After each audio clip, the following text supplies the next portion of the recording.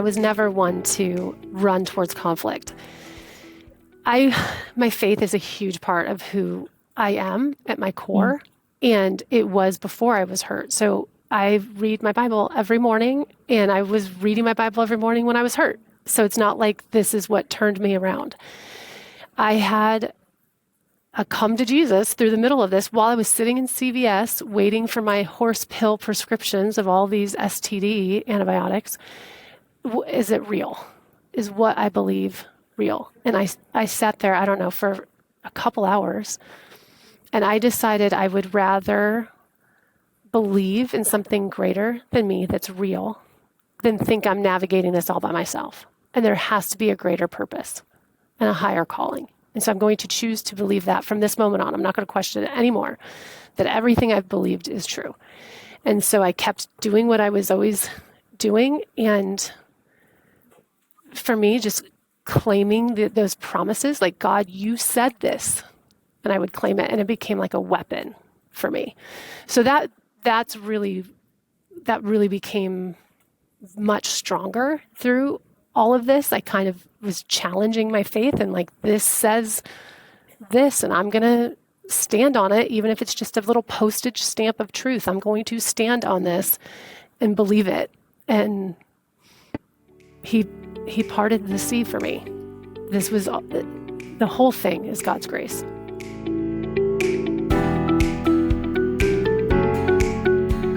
Carrie Bobb is a mom, a wife, an entrepreneur, a real estate industry leader, and also happens to be the survivor behind Carrie's Law. She was blazing trails all along, starting with the real estate world, where she had handled nearly $2 billion worth of sales volume and was a rising star at a major real estate company. Then at a conference in 2018, she was drugged and raped by a man at her company. And she was not only shocked when the details came into focus, but horrified and traumatized all over again to learn that her employment contract required mandatory arbitration in cases of physical sexual assault. So she, like many, was forced into a confidential arbitration process with the company that left her silenced. But not for long. On today's podcast, we talk about the bipartisan bill she introduced, lobbied for, and ultimately got passed in 2022 with the help of the good people she found along the way. The passage of Carrie's Law outlawed mandatory arbitration clauses in cases of physical sexual assault, which existed in as many as 60 million employment contracts across the country. We examine the courage it takes to go public with something like this, the power we can harness from looking back on regrets that can inspire us now, and the moment when her faith finally convinced her to take up the fight because someone had to. We talk about healing and rage and self-censorship, and how she explained it all to her supportive husband, as well as how she summarized it to her children. Mama was heading to Washington to fight some bullies, and Mama won.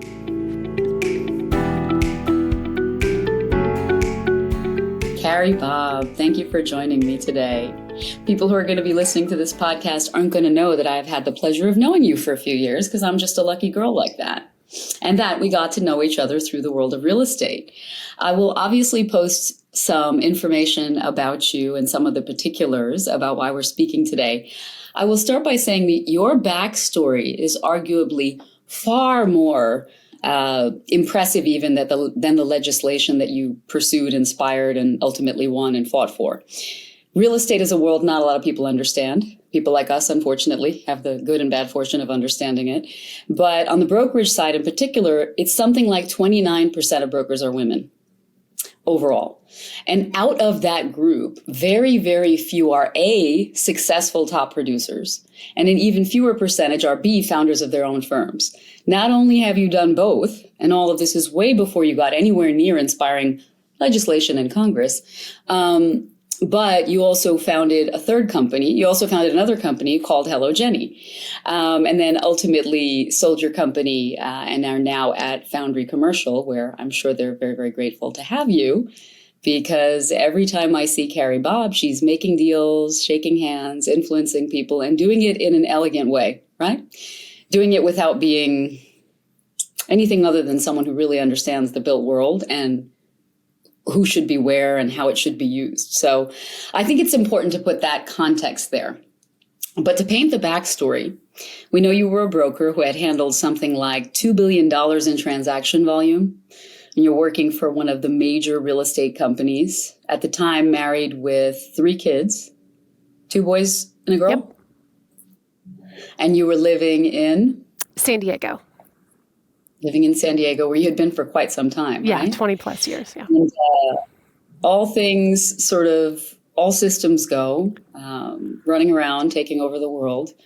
And then you went to a business conference in Las Vegas. This is 2019. Standard conference that we all go to every year. That's coming up. And the unthinkable. That's coming up again. Exactly. Spring is the season of conferences. And I really enjoyed that post that you all put up on LinkedIn recently about women and what happens at conferences and how we can all look after each other. But the unthinkable happened in 2019. Tell us what happened. So I was at ICSC, and it's a huge retail conference. And it was a really pivotal year for me because I was working on one of my most iconic projects that I kind of became known for. And it was just a real pivotal part. And I was 39 at the time, had 3 kids under 4. And it was like the pinnacle of my career. And I won a national award with CBRE, was the firm that I was with. And then that night I was drugged and raped by an executive at the company. And then my life completely changed. But what people don't understand, and I get a lot of calls right now leading up to this show, is there's a lot of different ways that this happens. And I get a few calls a year after conferences from women who've been hurt that don't know what to do. And I think that shocks people. It shocks me because I didn't appreciate it till after the fact, but it's still happening, and it happens way more often than we would ever anticipate, unfortunately. But there's a lot of different kinds of date rape drugs out there. And one of the ones that I was given takes 72 hours to wear off. And so you're kind of it's just like your wires are not connecting and you're a little flatlined. So you're acting a little unusual, but not completely. You're not acting drugged. You're just kind of acting like not quite yourself, but people can't put their finger on it. And so I went to the show the next day. And so now people have seen me. There are witnesses. And when you take that long to report it, you're also getting rid of evidence. And so it's less likely that women actually go forward to report it. And so I would just tell people that are listening that might be attending different conferences throughout the year that so many women have said to me, I was slipped something, but a friend noticed that I was acting weird or there was something different. And those little nuances really matter. Mm-hmm. Every single nuance. And having someone who is tuned into you when you're a woman in the professional world is as important, I would say, as having a health advocate when you go to the hospital, right? Just someone who's tuned into your behavior, someone who understands the normal run-of-the-mill you for so many reasons, but also to protect us. You know, I was about 19 years old and I spent a lot of time running around nightclubs in New York City. I had a habit of only drinking Coke because I was 19 and because I used to like to dance all night long. And that was just my MO at the time. And there were a lot of kids who did that in the 90s. And maybe 18 and 19 years old. And I will never forget one night, I go to the bar, I get myself a Coke. Typical bartender who knows my name at that point gives me my Coke and thinks it's adorable because I'm ordering a Coke. And then looks at someone standing next to me and then looks at me and then looks at the drink. And before I grabbed the drink, knocked it out of my hand and then said something to the guy that I didn't understand. In some language that I didn't understand, and then told me never to talk to that guy again, and told me you only get drinks from me from now on, and only if I hand it to you. And it was just a bit of a shock to the system, right? Yeah. Because you know this happens. As a girl in America, you always know this happens. You know this from, unfortunately, childhood, you know this happens. And the vigilance can never drop. Well, and you think of it happening to like sorority girls in back alleys at like 2 a.m. or something. you don't think about it as a 19-year-old ordering a Coke or a 39-year-old at a white tablecloth dinner. It sneaks up on us. So what happened with your attacker? Did you confront him right away? Did you not quite piece everything together right away? So I started piecing things together about 3 days later when I was driving to work. I was like, man, I feel like I've been drugged, because you can remember things of things that had happened during the assault, but your brain is not connecting. So like over those 3 days, I remembered things that had happened, but it was not, alarm bells were not going off. So Like a flashback of a moment, but not of the right. entire And you're just kind of situation. like, that happened kind of thing. And your brain is not saying this is bad. It was almost like your brain's trying to bring up these memories, like this is bad, but it's not connecting to the this is bad side of it. And then, so I was hurt on a Monday night, and about Thursday morning driving to work. So I'm back in San Diego, I'm driving to work, and I was like, man, I feel like I was drugged. And then all of those images started coming up, and I was like, no, that couldn't be. So I go do my tour, my site walk, and the whole time I'm kind of like, that's weird. And I'm Googling, was I given date rape drugs? And I could check every box.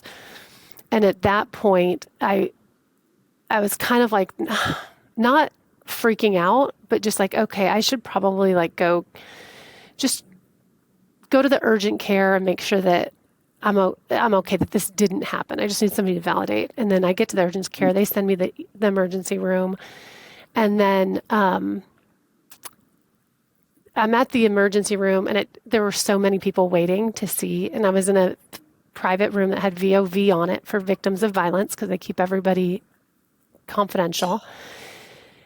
The SART nurse was so busy that I was there for hours, and I wasn't seen. So I ended up checking myself out, and the doctor, she begged me not to go. And I was like, I'm not ready to talk to like my family about it. I still was like in denial that this was really happening. So she gave me a prescription for like hepatitis, gonorrhea, chlamydia, all these awful things. And I was still kind of like, we're all overreacting here. And then it wasn't until that evening, it was like midnight, where I just woke up and was like fully present of what is going on. And I was genuinely freaking out. So I get my husband goes to work, my kids go to school. And so I call the SART nurse's office like 18 times throughout the day, trying to figure out which hospital I get to go to where I can get in and get seen. And I wasn't really getting anywhere. I finally asked my mom for help. I tell my mom what happened and I need help. And so she gets my dad to help with the kids. She takes me to the SART nurse's office, and we sat there. I think we got there about 2:00 on a Friday afternoon, and I was seen at 5:30. And then, because it was a Friday, I thought about what to do over the weekend, and I went to the chairman of the company on Monday and reported what happened. And then not long after that, the guy who hurt me was put on disability because he was really high up with the companies. That meant that he was Teflon, that they couldn't touch him. And the message my attorneys told me was that they're trying to get rid of me and keep him. And so I waited it out. I didn't really know what to do. My sister's an attorney. She's a Marine. She's just really tough. And she said, look, I don't know why this has happened to you, but there's going to be a purpose, and you're going to help a lot of people. And at the time, I didn't really honestly care about helping that many people. I knew my life was in pieces, and I didn't know how I was going to get out of it. And she said, God will show us. We're going to know it when we see it, how you navigate out. So if you can just hold the line and just sit there for a minute and figure out why you're here and what you're doing, he'll show us. Don't make a move because people tell you you have to, basically. So I was hurt in May, and then after 90 days, he is terminated after his disability wears off, and he becomes chairman at Newmark because they don't know about my case and they can't find me because everything's confidential. I quickly learned that I have an arbitration clause in my employment contract that I've agreed to confidentiality before anything happens when I was 23 years old. And As we all I'm did sorry? by signing these contracts, as we all did when we signed these Yeah, contracts and we did not know what was in them, right? because you read it and you don't think that that's what that means, but that's what it means is that a company or someone Mhm. that high up in a company can hurt you that badly and there's nothing you can do about it. You've agreed to confidentiality and that's it. So Newmark didn't know about me. They didn't know about my case. They didn't know about anything about him. And 60 million Americans had this in their employment contract. So fast forward to November of that year, Google has an international worldwide walkout. So I remember. 20,000 employees walk off the job. It was November 1st. And it was because of arbitration for sexual assault cases. And there had been some executive or somebody that got a $90 million severance, and the employees didn't know what had happened. Hmm. And so they were all up in arms about it. And the very next day, Facebook, Google, Uber, they all changed policy the very next day. Then the Washington, and my sister calls me. She's like, "This is it, Carrie. Remember we said we would know it when we see it? This is it. Like, this is, you have the case that sets precedent." And I still was kind of like, I don't know. I don't know what you're talking about. She's like, "You have to get your money, forget about dollars or anything. Just go get your voice back, and then we'll use your case to set precedent." And I was like, I specifically said, I do not want to be the poster child for sexual assault in the workplace. Like, I don't want to do that. And she was like, "Okay, well, let's just go get your voice back so you can tell your story and help people." I'm going to jump in here with two things because observations wise, the first thing I'm feeling is, God, we love our sisters and our mothers. We just love them. Yes. Women who rally and keep fighting when we don't even have the strength. But the other thing that strikes me is this, and we can talk about it a little bit later. We are women of a generation that grew up taking pride in the idea that we would not scream if we were on fire. And that's why we got the deal. And that's why we got the respect. And that's why we got the promotion. And that's why, and it no longer serves us. And for a long time, it hasn't served us. And for her to say, you got to get your voice back. And for you to understand that was that moment is really, really powerful. At this point, what was your experience in terms of telling your husband and your kids? What was the timeline of that? Because in the beginning, it was just dawning on you what had actually happened. I didn't tell my kids. My kids still don't fully appreciate what happened. They know something bad happened. My daughter's getting older, Mm. and she asked once, and I said, "If you want to know, I'll tell you. But somebody hurt me really bad, and it's kind of a hard story to hear." And she goes, "I'm not ready. I'm not ready." And I was like, "Okay." um, I had told when I was going to Washington D.C. a lot. I told them that I had to. This part actually gets me really emotional. I told them I had to stand up to bullies because they understood that. And I said, we don't just stand up to people who are hurting us, but when you see bullies hurting other kids, you need to stand up and help those kids. And so that's what I'm doing because I'm going to Washington, D.C. There's people that are hurting people really bad, and I have to do something. And I don't want to do it, and I need you to be brave for me. We're going to be brave together. So we had that little talk multiple times. Telling my husband was really hard too. But I mean, he was great. It wasn't like he thought I would cheat on him or anything. Well, there was no question of that or that he didn't believe me or anything, but it was just a very broken moment.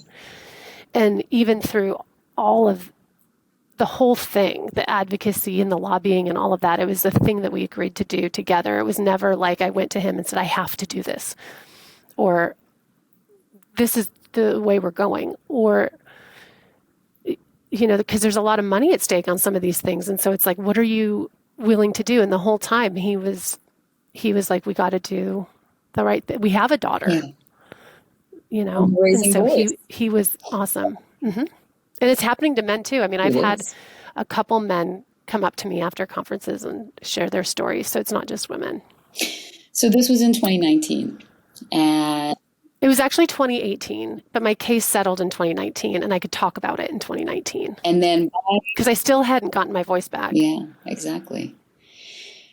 And by 2022, you had successfully lobbied Congress to enact what is known as Carrie's Law, technically removing sexual assault and rape from arbitration clauses in employment contracts for 60 million Americans who had this clause in their employment contract. And as we said, most of them didn't even know that they had it in there. And that sounds like a short amount of time to achieve something so impactful. But for you in the background, you're still processing it. You know, people have a myriad of reactions in the moment, you know, in the immediate aftermath. I want to talk about how you were able to handle the process personally of the trauma, but it's more, you know,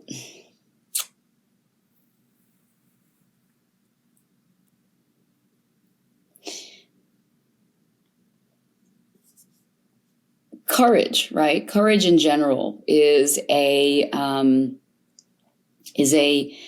word that comes to mind when you talk about sex assault survivors and attack survivors. And, you know, as if surviving the incident itself isn't hard enough, you then chose to go ahead and protect others because we stand up to bullies, and that's what we do. And I love to say that to my kids as well.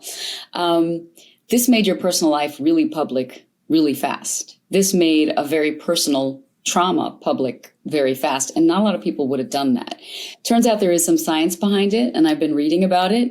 They say that like the neurobiology of courage involves the competition between your amygdala, which is fight or flight, and your subgenual anterior cingulate cortex, which basically suppresses the fear response. And I don't know if you've read about any of this stuff, but basically courage scientifically is the conscious activation of the part of your brain that can suppress and shut down your fight or flight.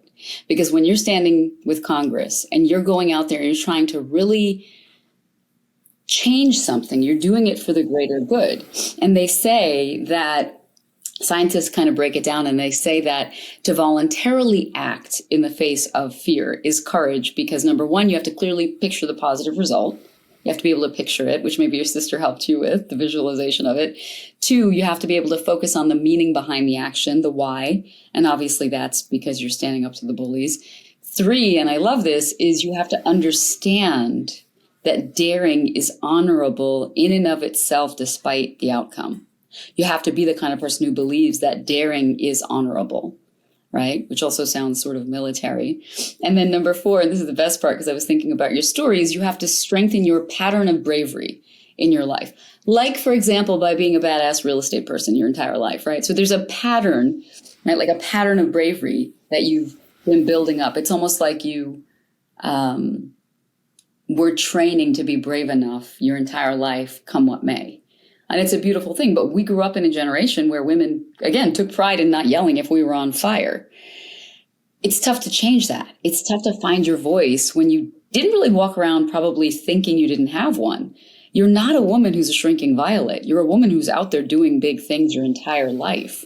So it's tough to change that narrative, I think, in your head. And a lot of us maybe in middle age are doing that for various reasons. Did you consider yourself courageous when you chose to go after this in a public way? Or did you feel like you had no choice? No, I wasn't really thinking about it going public. Honestly, I don't know if I really believed that it was going to become a bill when I started meeting with people. I wasn't thinking too many steps ahead. Part of me thought, okay, we can change policy and make change, but I'm not going to be out there. I didn't propose Carrie's Law. I thought it could be called something else, and we just change policy, and then it's like, okay, put it. I didn't know I would ever be like really talking about it in a public platform. I was fine just doing my under the radar trips to DC and meeting with different members and doing all of that, which that lobbying in itself is the same skill set as brokerage. So once I kind of got into that rhythm, that felt comfortable in a way. So that was really interesting. And then I think, have you read Find Your Why No.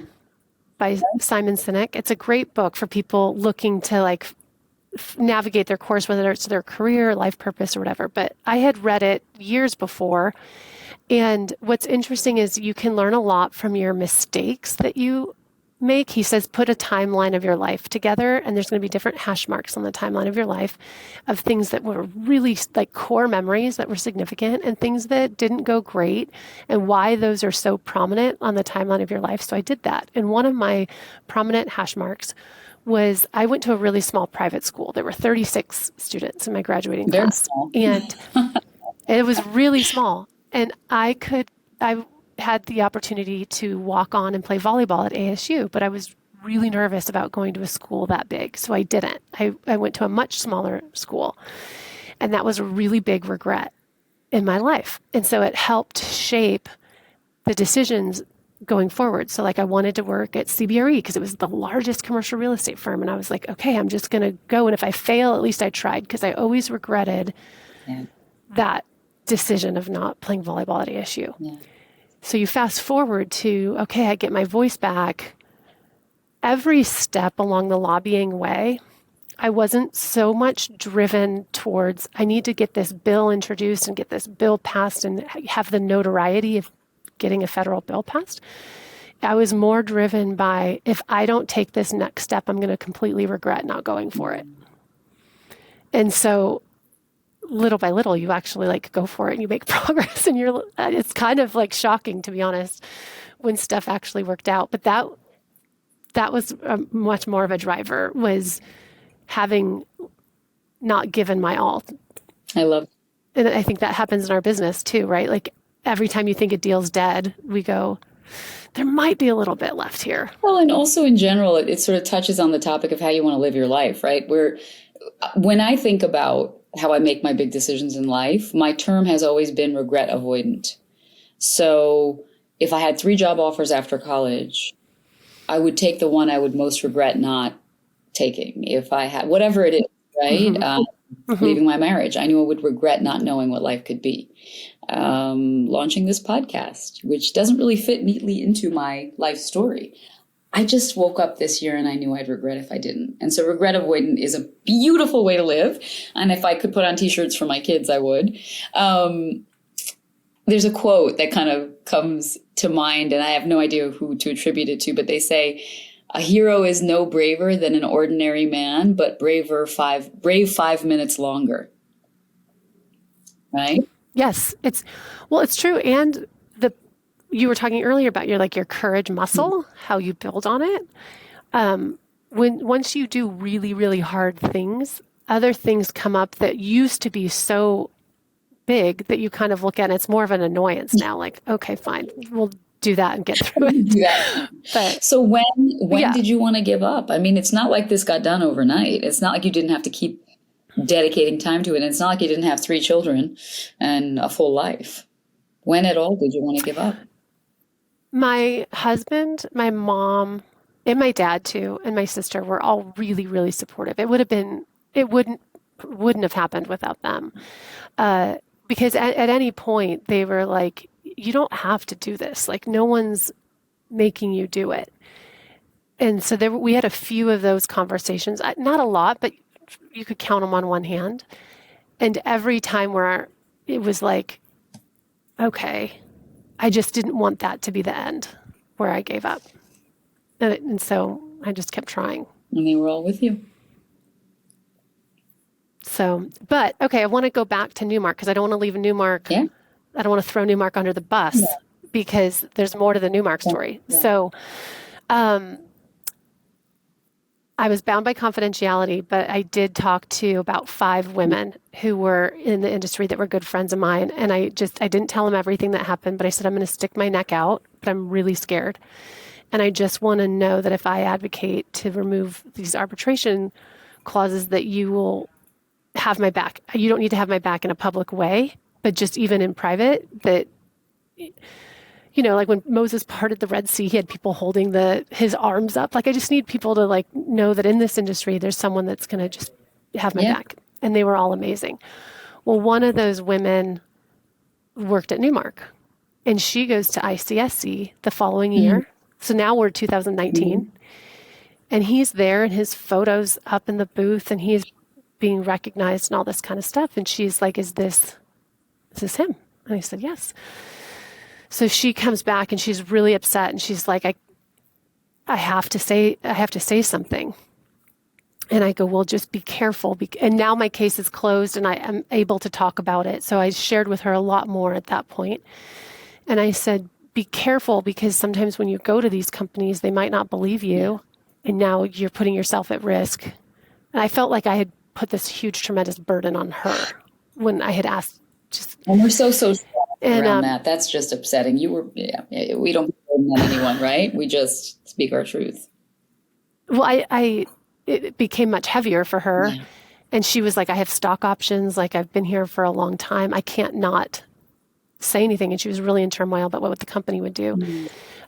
So she called them on a Monday morning, and then their global director of HR, their general counsel, a team of people called me, and I sent them all the paperwork on it, my toxicology report, everything, the Las Vegas case, all of that. Sent them all the paperwork, told them what happened, and then he was let go the very next day. So I don't want to leave Newmark hanging like that, because they did right as soon as they knew. But it goes to show that, like, these people, bad actors, can work their way in and people don't know. You know as well as anyone that, like, women of our vintage, learned early in our careers not to make waves, right? And so even when you speak about it in terms of putting a burden on her, we made money, not waves, right? So it's not any surprise that way before Me Too, and all this very necessary public discourse, that so many women and men for decades never spoke up, right? And I don't know the statistics, but they really have not decreased, unfortunately, around sexual harassment, sexual assault, and everything that's happening in the workplace. Obviously, different industries to different extents, but it's basically whack-a-mole everywhere, because God forbid we get called emotional. And, I can distinctively remember at my first summer internship, I worked at a hedge fund in Manhattan, and I was maybe 19. It was like a first college internship.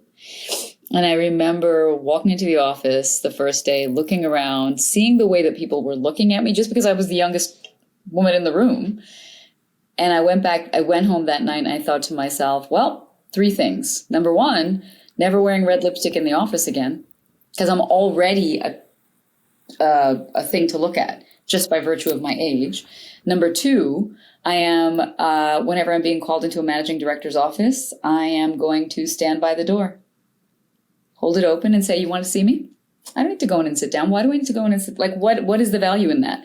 I am not interesting enough at this point in my career to be worth anything more. And that was just an instinct. That tells you how much we spent entire careers trying to make it our burden to create safe spaces, our burden to make ourselves less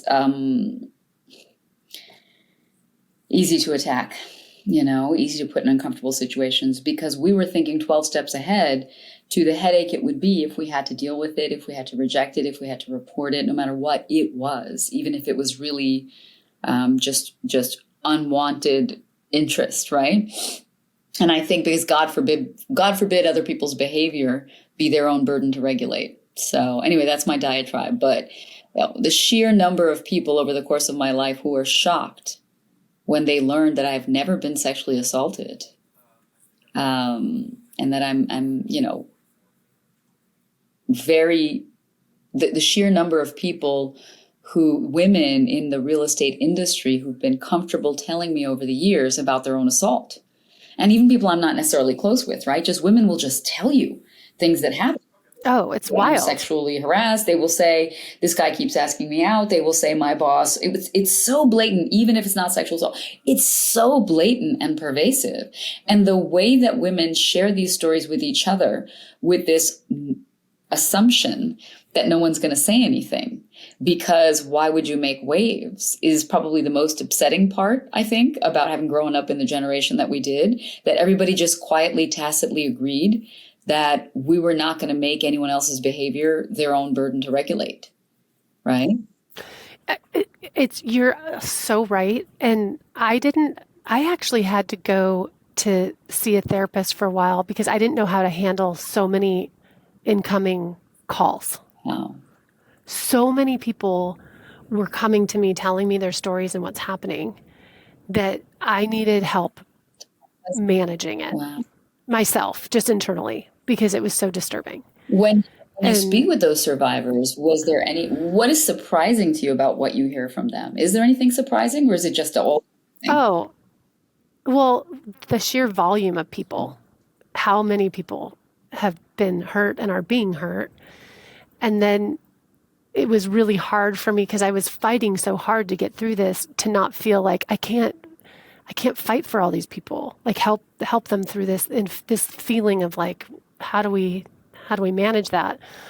And then lastly, I would say the actual stories of what have happened to individuals is genuinely shocking.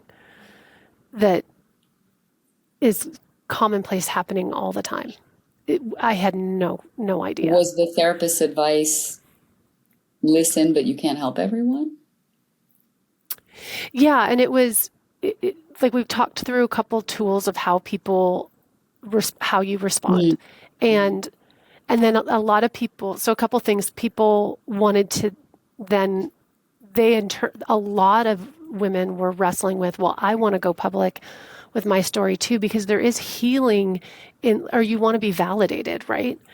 But or you think there's going to be healing with going public or talking about it on social media or something like that. But you need to heal yourself first before doing that because there's a lot of people who will come at you and there could be a lot of negative ramifications for that too. So getting in a place where you're not doing it looking for validation or seeking approval or worth through speaking publicly, you're genuinely doing it to try and help somebody else. And if people come at you or you don't care that you've already been through that process. And so that was kind of interesting.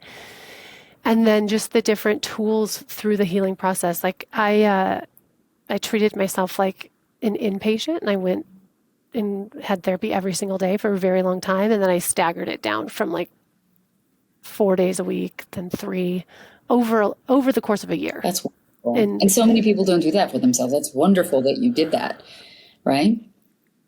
that was really helpful. And a lot of people Yeah. can't. So anyway, so that kind of thing was like how you help people cope through, or just kind of like a lot of people, they've said I didn't report it, but it was still like within a week, Mm. and it was like you have to get the paperwork done, even if there's no evidence or they don't find anything. You have to go report Well, and it. that's the challenge, right? Because this is something that from everyone I know who has ever been sexually assaulted, it sounds like it happens and then it traumatizes you in waves because of the numbing and because of the freezing and Mm-hmm. because of the questioning and because of the drugging and because of all of the things. There is a period of time it takes for the reality to set in and then for your own nervous system to have a visceral response and then have a intellectual response and then put it all together and decide how you feel about the situation and what you want to do about it. And so the idea that sexual assault survivors should figure out their next steps within a certain period of time is beyond ludicrous. I don't know. It's so hard. It's so hard. And so I do feel grateful that I have an opportunity to hold people's hands through that time, because in that period of time there is a window where you do have to make some really critical choices, and that timing matters. Talk about your Yeah. regret avoidance, and you have to do that within a certain amount of time. So I do feel very privileged to be able to have helped people through that window. But yeah, I mean it's a lot. People are carrying a Yeah. lot. A lot in our lives, Yeah. and everywhere you look, they are. What, if anything, do you wish you had known the day after the assault and before you took up the crusade? How well received I was going to be by people. It's overwhelming. I thought for sure it was all going to be negative and I was done. And I'd go back to myself and tell myself it's all going to be okay. You're going to be fine. So now you get And there's yes. probably people right now freaking out, not knowing. And I would just say it's going to be okay. you're going to get through it. We talk a little bit about, in this podcast with so many people that I've been talking to on different topics, sexual assault, childhood trauma, anything really that they're dealing with. I keep going back to the concept of healing, right? And so many people think about healing being predicated on getting an apology from the person who hurt you. That's not necessarily always the case. But I think about when I was reading everything about what happened to you and what you did with it, I just thought I can relate to the idea of wanting agency in everything that I do. There's something about agency that makes you feel like if you have agency in a situation, you can almost have agency in the narrative, or you give yourself permission to have agency over the narrative. Did your crusade to lobby Congress to protect survivors help you heal because you won? Or did it help you heal because you changed the ultimate narrative from being about what happened to you to being about what you did with what happened? Both. I didn't appreciate that the bill was going to pass as soon as it did. Staffers were telling me the fact that you got a bill introduced is huge. It's going to take a lifetime for it to actually pass. Yeah.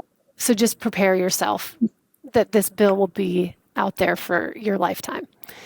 And so I wasn't really planning on that, but I was getting healing from the actual lobbying and talking to people, and the fact that Congress believed me. Because when you go through a legal case like this, they throw everything at you that, no, it didn't happen. You wanted this, you're that, blah, blah, blah. And so I had just come off of a character onslaught and people not believing me. And so when Congress believes you, that helps a lot. And that gives you a lot more confidence in things. Love it. So there is healing in that, yes. And then when it actually passed, it was kind of like, okay, I felt really good with that. But that was at the same time as I was seeing my therapist and making myself move my body and all that, all the stuff that you got to do. But that did help a lot. I tell my kids all the time when they, I'm trying to instill the idea of core traits they can be proud of. So, if my son makes me laugh in the middle of a stressful situation, I'll just laugh and then I'll say, Pierce, well, I guess Pierce is going to pierce. That's just a you thing, right? Pierce is going to pierce. So it's kind of like Carrie's going to carry, because of course, right? You're going to launch these businesses. You're going to do $2 billion in transaction volume. And when you start to pursue the idea of introducing a bill in Congress, they're like, yeah, that's going to happen after your lifetime. And you're like, oh, okay. All right. It's not like you're believing you're better than anyone else, but Carrie's going to carry, I guess. Well, and a lot has to do with timing too, right? And all the different opportunities. So my bill got, so Gretchen Carlson, everyone knows, though, the movie Bombshell had just come out. And Carrie's Law was the answer to where that movie ends, right? Yeah. And Gretchen Carlson had a very similar bill that was much more encompassing. Mine was very simple. And so she had been lobbying too. And so my bill got rolled up into her bill and the whole thing passed is what happened. And so there was just a lot of momentum, and it was the perfect storm. And I think when you talk about bravery, I was kind of brave enough to ride the wave and just not cower and stand there. And a lot of things had to happen and correlate. But yeah, I mean, the fact that it got passed within 2 years is mind-blowing. Gotta break records, because that's kind of what you do, right?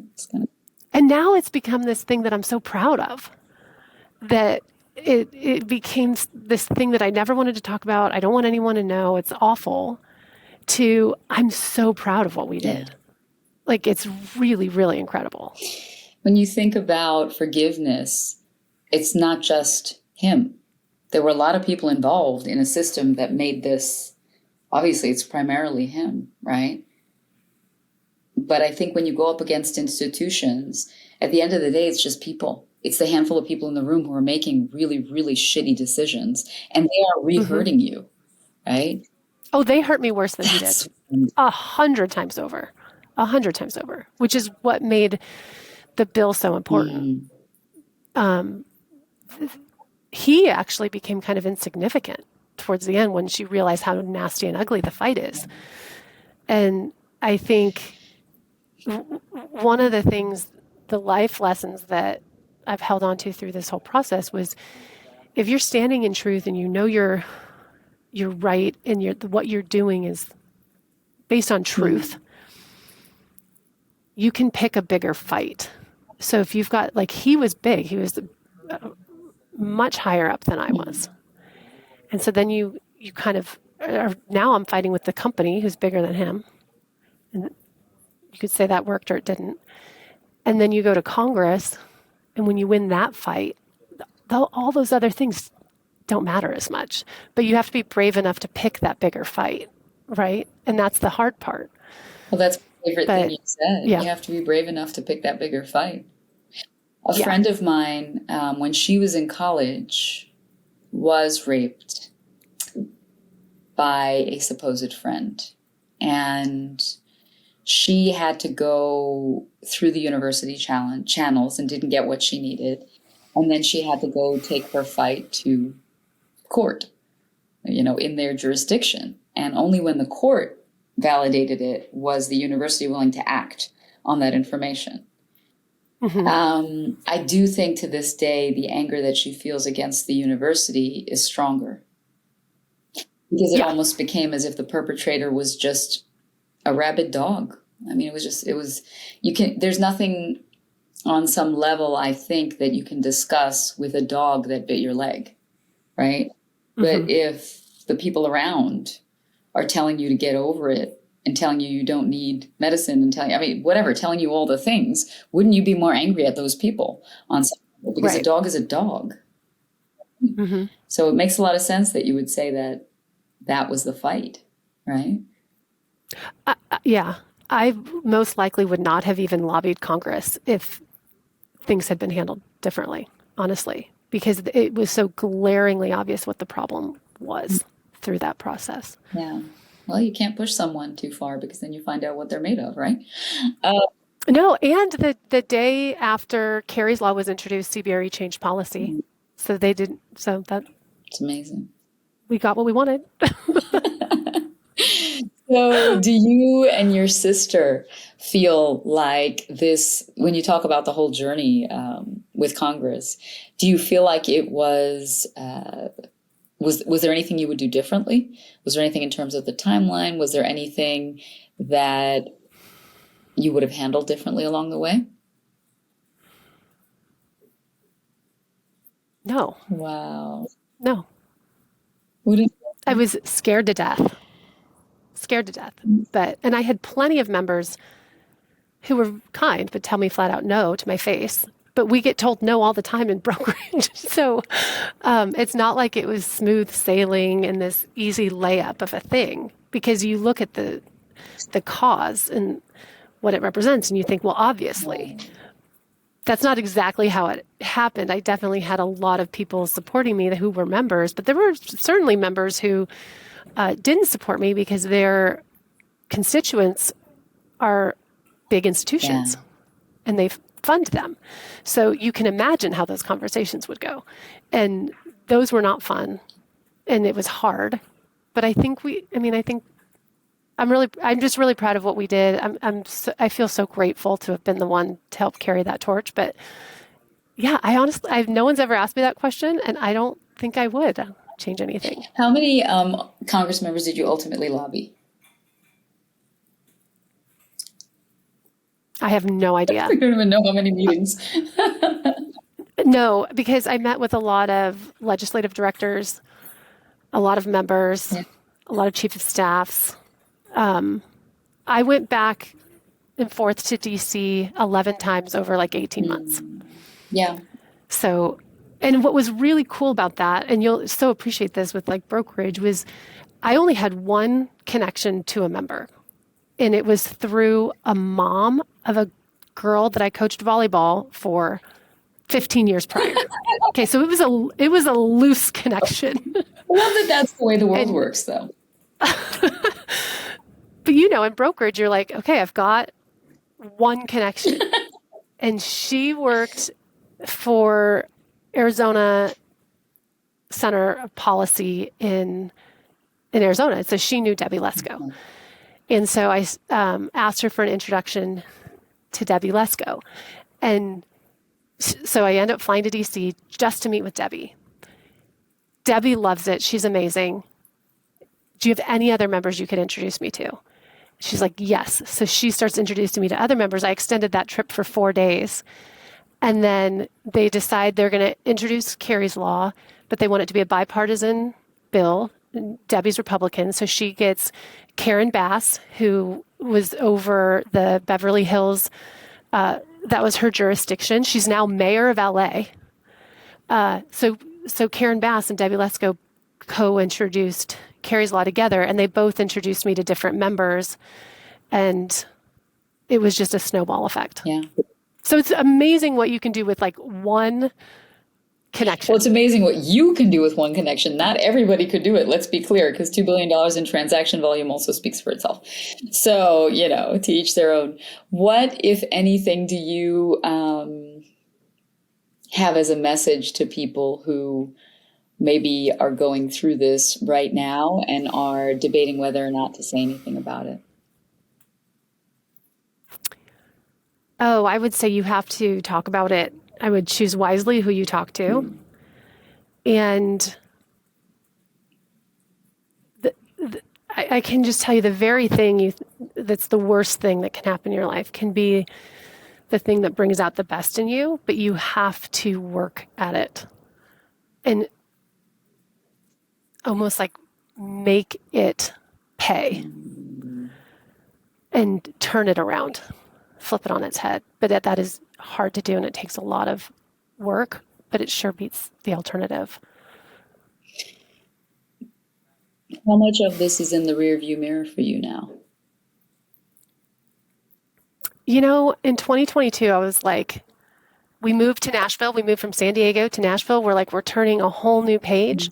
And that was a large part of it. To be honest, we did what we set out to do. And we love San Diego. We love the people in San Diego, but it was just hard driving around that city. And there was always a constant before and after, like what this was to us before this whole thing and after. So moving to Nashville was very healing and a significant part of our journey. And so I thought it was in the rearview mirror.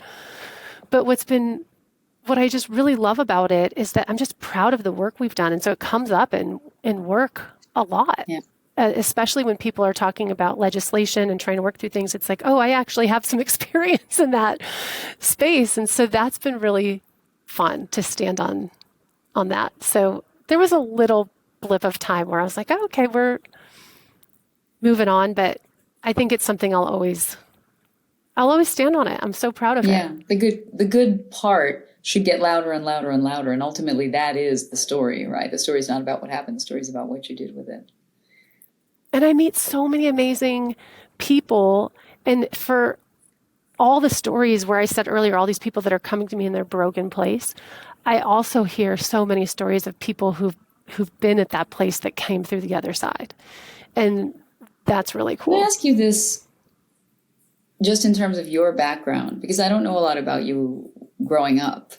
I understand you had a lot of support. I understand that is huge, right? Having your family, having your sister, who's just a whole other level of badass, just like you, having your husband being supportive, that is huge. And I understand that, but it's still you at the end of the day doing this thing. And there are so many people out there who are victimized and just don't have it in them to take up arms in whatever way they need to. And I'm not saying there's anything wrong with that.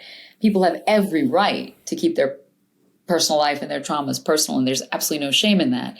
But do you think there's something about you, your childhood, the way you grew up, that made you unable not to take up the fight? Like, were you always like this?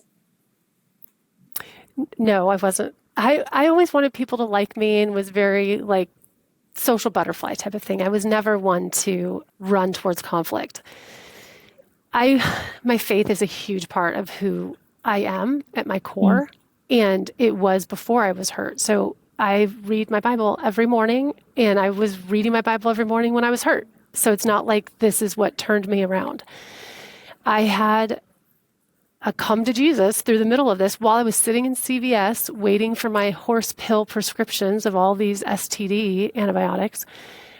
Is it real? Is what I believe real? And I sat there, I don't know, for a couple hours, and I decided I would rather believe in something greater than me that's real than think I'm navigating this all by myself. And there has to be a greater purpose and a higher calling. And so I'm going to choose to believe that from this moment on. I'm not going to question it anymore, that everything I've believed is true. And so I kept doing what I was always doing. And for me, just claiming those promises, like, God, you said this. And I would claim it. And it became like a weapon for me. So that really became much stronger through all of this. I kind of was challenging my faith and like, this says this, and I'm going to stand on it, even if it's just a little postage stamp of truth. I'm going to stand on this and believe it. And he parted the sea for me. This was the whole thing is God's grace. I'm Hindu. And so I read the Ramayana to my kids every year before Diwali. Other than that, it's not like there's no temple every Sunday. There's not a lot of like everyday involvement in things. But I grew up in America and I didn't really talk about my faith with people because everybody here was Christian. So what was there to talk about? Right? I mean, we had a huge community, but it wasn't. And so in general, when I was growing up and I would hear people say faith or he or Jesus, I would be like, okay, well, I'm not interested, right? Because it felt very exclusionary when you grow up in America in the 80s and 90s and you're not Christian. You're like, that's nice. I only really care about the Christmas presents, right? But as I get older, I love hearing stories like this from people who are intelligent, experienced, and have processed what faith is. Because the story that you're telling is a story I would hope my children would tell one day when they have to make a decision. And they're like, look, Mom used to read us the Ramayana. And there is this story that makes it very clear that when he goes into the jungle, he doesn't balk at the berries that are being offered to him because the pauper took a bite out of the berry to make sure it was sweet enough for him. He actually smiles and eats the spit-covered berry, right? Because that is what it means to have character and dignity. That is what it means to accept acts of service with love. I'm just giving an example, right? So I love the way that you describe it, because isn't that the purpose of faith, is to be able to draw on stories about dignity and character? At the end of the day, when we die, we don't know. Maybe we're reincarnated. Maybe it's Allah. Maybe it's Jesus. Nobody knows. And you have to believe that if I took the right lessons from Hinduism and you took the right lessons from Christianity, everybody takes the right lessons from their thing. My Jewish friends took the right lessons. We will all ultimately be behaving in the ways that distill down to the same basic principles, which are, there's a higher purpose. I don't need to know all the answers, but I need to do my best with whatever's put in front of me. Doing horrible things to horrible people is not okay. To anybody is not okay, right? The basics. Right. So I love that, because it's the kind of personification of what faith is supposed to give you. Well, and I think like all of that, being disciplined in our lives and digging into that and seeking truth, the truth seekers will find. And we all will have moments where we're scared and we have to figure something out. And those are the moments where all those accumulated moments of you reading to your kids and all those stories that they're going to hear come into one, and they help you make that decision when you need it. It's not because of just you did it once or twice, but because they've provided a foundation over time to help you in that moment in like personal experiences. And I think all of it, any faith, comes down to a personal experience. It's not the church. It's not all the to-do lists that you have to do. It's what you experience in those moments, right? And that help you when you need it. And we all need to be a part of something, right? We all need to be a part of something. It's the problem with modern society is people who feel like they're not a part of something, they're not connected to anything, they don't have community, they don't have whatever, whether it's faith, whether it's church, whether it's your small town, right? We need each other. And we definitely needed Carrie's law, and we definitely needed you. I'm so happy you've started a podcast, and I'm so honored to be a guest. I didn't get a chance to say it at the beginning because we went right into it, which I love. But I'm just so grateful for you. Thank you so much for having me on.